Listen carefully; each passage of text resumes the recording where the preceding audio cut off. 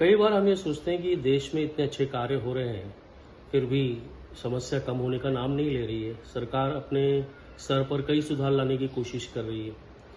जहाँ सरकार नहीं पहुँच पा रही है, वहाँ पे गैर सरकारी संस्थाएं काम कर रही हैं। कामों की वजह से ही बहुत सारे अच्छे परिणाम भी आ रहे हैं। एनजीओ दर्पण के आंकड़े के हिसाब से अगर देखें, तो पूरे देश में करीब 2023 का आंकड़ा अगर मैं देखता हूँ, तो 33,87,000 के करीब रजिस्टर्ड एनजीओज हैं, रजिस्टर्ड संस्थाएं हैं। कई संस्थाएं 100 से भी अधिक समय से काम कर रही हैं, 100 वर्षों से भी अधिक समय से काम कर रही हैं। रोटरी, लायंस, क्राई, गूंज, नन्ही कली, ऐसी बहुत सारी एनजीओ हैं जो लगातार कई वर्षों से काम करती चली आ रही है। अब आप ये समझ लीजिए कि भारत देश में इतनी गैर राजनीतिक संस्था होते हुए भी ये समस्याएं जस की तस बनी हुई हैं। लाभार्थी हर साल, कभी बार तो कई संस्थाएं उन्हीं लाभार्थियों को हर साल दान देती रहती हैं, हर साल उन्हीं के साथ प्रकल्प करते रहते हैं। कोई प्लानिंग नहीं है, सरकारी नियमों का कोई देख रेख नहीं है। चैरिटी कमिश्नर भी शायद नहीं ध्यान देते। आज हम देखें तो सरकार के समकक्ष इतनी संस्थाएं कार्य कर रही हैं कि समाज सुधार तो मतलब बहुत ही जल्दी हो जाता। मेरे सुझाव से, मेरे हिसाब से अगर चैरिटी कमिश्नर ये करे कि सब संस्थाओं को रजिस्टर करने के पहले 100 लोगों को, हर संस्थाओं को जिम्मेदारी दे दे कि 100 गरीबी रेखा से नीचे रहने वाले लोगों को आप पूरी तरह अडॉप्ट कर लोगे, और बाकी कोई कार्यक्रम करो या मत करो, लेकिन ये कार्यक्रम आप करोगे तभी आपकी संस्था रजिस्टर होगी। तो अगर 33,87,000 रजिस्टर्ड संस्थाएं हैं पूरे देश में और 100 लोगों को और इन्होंने ले लिया, तो कितने लोग गरीबी रेखा से ऊपर आ जाएंगे, सरकार की समस्या ही खत्म हो जाएगी। तो गैर सरकारी संस्थाओं को जो हमने इतना महत्व दिया है, वो महत्व अब कम करके उनके कामों को महत्व दिया जाए और उनको ये कहा जाए कि आप इस तरह से काम करिए कि एटलीस्ट 100 लोगों को आप गरीबी रेखा से ऊपर ले आएंगे।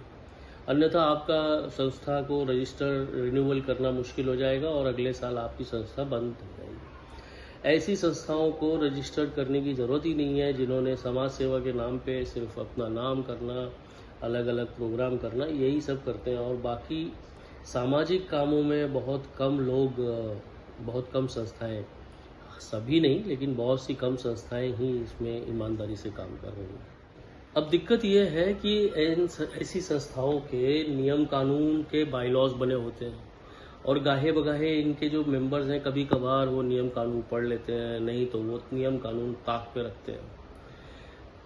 अब ये संस्थाएं अपने हिसाब से चलाने का शौक इन लोगों को हो जाता है। कई संस्थाएं म्यूजिकल कार्यक्रम, धार्मिक कार्यक्रम, ऐसे कई प्रकल्प करते हैं और उनसे अपने नाम चमकाने का मौका ढूंढते हैं। लोगों के साथ नेटवर्किंग करते हैं, अपने पोस्टर्स लगाते हैं, हर जगह पे अपनी अपनी संस्थाओं के जरिए अपने नाम को ऊपर ले जाने का काम ये लोग करते हैं। इन सभी संस्थाओं ने इतने दिनों से अच्छे कार्य किए हैं और अच्छे काम करते करते अब आप देखिए, रोटरी ने पोलियो के क्षेत्र में कितना बढ़िया काम किया है। सरकार की स्वास्थ्य समस्याओं को कितनी अच्छी तरह से आगे लेके गए। अब इन सब संस्थाओं की आमदनी अगर देखी जाए तो सदस्यता शुल्क से है, या फिर इनके पास कई दानदाताएं होते हैं जो एटीजी इत्यादि के लाभ में दान देते हैं, या फिर सीएसआर के तहत कई बार इन संस्थाओं को बड़ा पैसा मिलता है।